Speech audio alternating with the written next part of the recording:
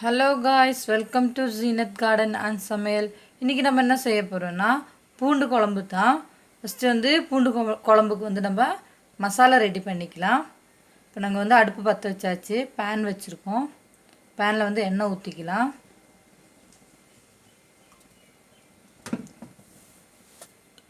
இந்த மசாலாலாம் வறுத்தெடுக்கிறதுக்காக நம்ம வந்து கொஞ்சம் எண்ணெய் ஊற்றிக்கலாம்.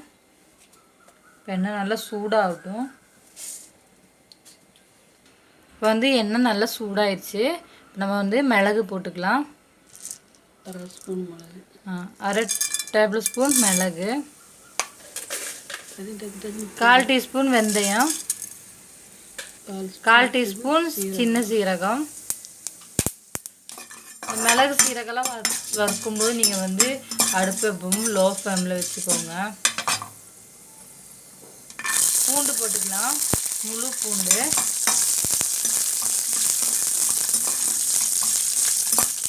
சாம்பார் வெங்காயம் போட்டுக்கலாம்.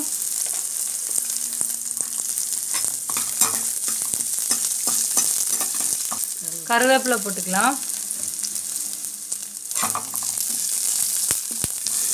வெங்காயம், மிளகு, சீரகம், வெந்தயம் எல்லாம் வந்து நல்லா வதக்கி எடுத்துடலாம்.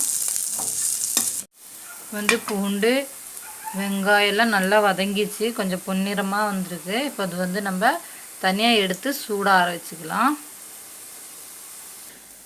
இதே மாதிரி ஒரு தட்டுக்கு எடுத்து நீங்கள் சூடாக ஆற வச்சுக்கோங்க.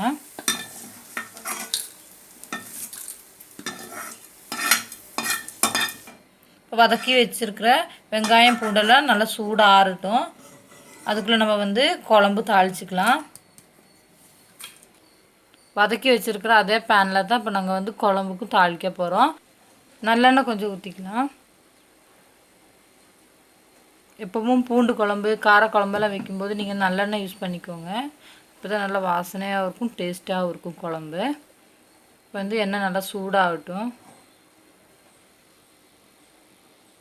எண்ணெய் நல்லா சூடாயிருச்சு. நம்ம வெந்தயம் போட்டுக்கலாம்.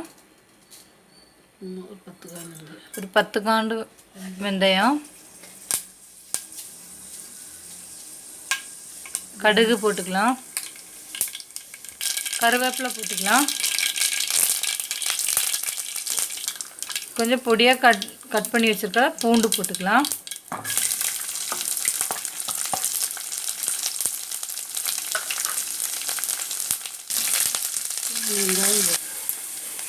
பூண்டு கொஞ்சம் வதங்கட்டும்.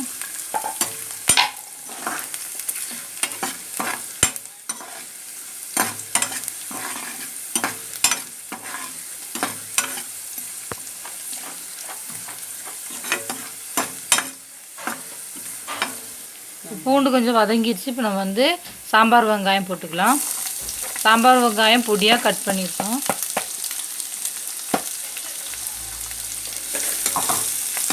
வெங்காயம் நல்லா வதக்க விட்டுடலாம்.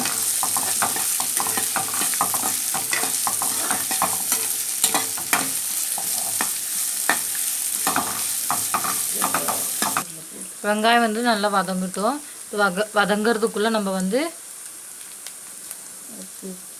வதக்கி வச்சுருந்த இது வெங்காயம், பூண்டு, இதெல்லாம் மிளகு இருக்குல்ல, அது வந்து நம்ம அரைச்சி எடுத்துகிட்டு வந்துடலாம்.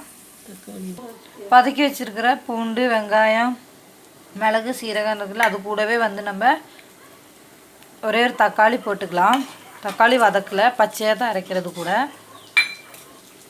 நல்லா நெய்ஸாக அரைச்சி எடுத்துகிட்டு வந்துடலாம். வந்து நம்ம மசாலாலாம் நல்லா அரைச்சி எடுத்தாச்சு. அரைச்சி வச்சுக்கிற மசாலா வந்து இப்படி இருக்கட்டும், ஒரு பக்கம் வச்சிடலாம். வந்து குழம்புக்கு தாளித்த வெங்காயம் நல்லா வதங்கிருச்சு. இப்போ அது கூடவே வந்து நம்ம அரை டீஸ்பூன் மஞ்சத்தூள், 1 டீஸ்பூன் மிளகாத்தூள், தேவையான அளவுக்கு உப்பு போட்டுக்கலாம்.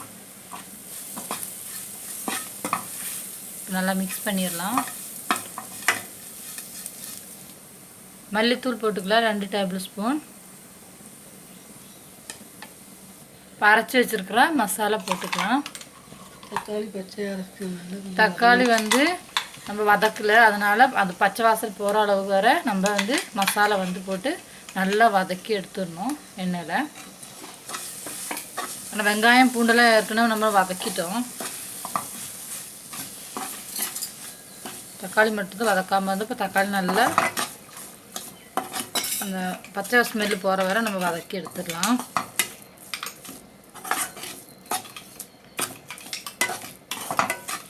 இப்போ வந்து மசாலா நல்லா வதக்கி விட்டாச்சு.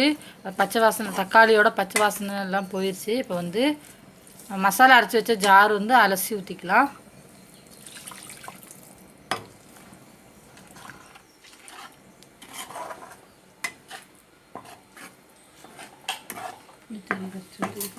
வந்து புளி தண்ணி ஊற்றிக்கலாம். நாங்கள் வந்து ஒரு லெமன் அளவுக்கு புளி ஊற வச்சுருந்தோம். இப்போ புளி தண்ணி ஊற்றிக்கலாம்.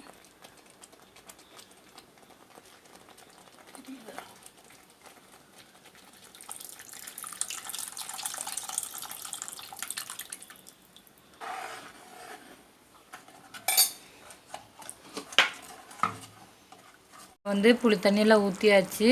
இப்போ வந்து உங்களுக்கு தேவையான அளவுக்கு நீங்கள் தண்ணி ஊற்றிக்கோங்க.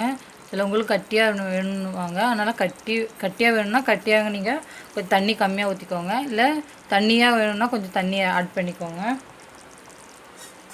இப்போ நாங்கள் வந்து ரொம்ப தண்ணி இல்லாமல் ரொம்ப கட்டி இல்லாமல் நாங்கள் செஞ்சுருக்கோம். இப்போ இதில் வந்து நிறைய பேர் வெல்லம் போடுவாங்க, அது ரொம்ப காரமாக இருந்தானா அப்படி போடுவாங்க. நாங்கள் வந்து பசங்க சாப்பிட மாட்டாங்க ரொம்ப காரமாக இருந்ததுனால வந்து நாங்கள் காரம் கம்மியாக போட்டிருக்கோம், அதனால் வெல்லம் போடலை. நீங்கள் அப்படி காரசாரமாக வேணும்னா நீங்கள் கொஞ்சம் மிளகெல்லாம் கொஞ்சம் எக்ஸ்ட்ராவே ஆட் பண்ணிக்கோங்க. இப்போ வந்து நல்லா கொதிக்கிட்டோம்.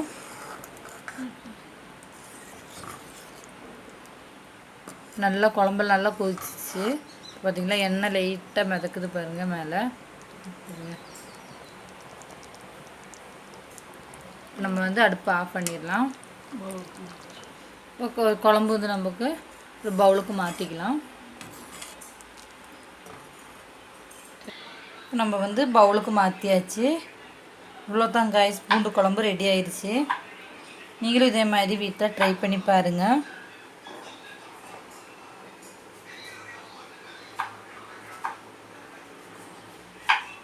மறக்காமல் சப்ஸ்கிரைப் பண்ணுங்கள், ஷேர் பண்ணுங்கள், லைக் பண்ணுங்கள். இதே மாதிரி நீங்களும் பூண்டு குழம்பு செஞ்சுட்டு கமெண்டில் சொல்லுங்கள் எப்படி இருக்குன்னு. பாய்.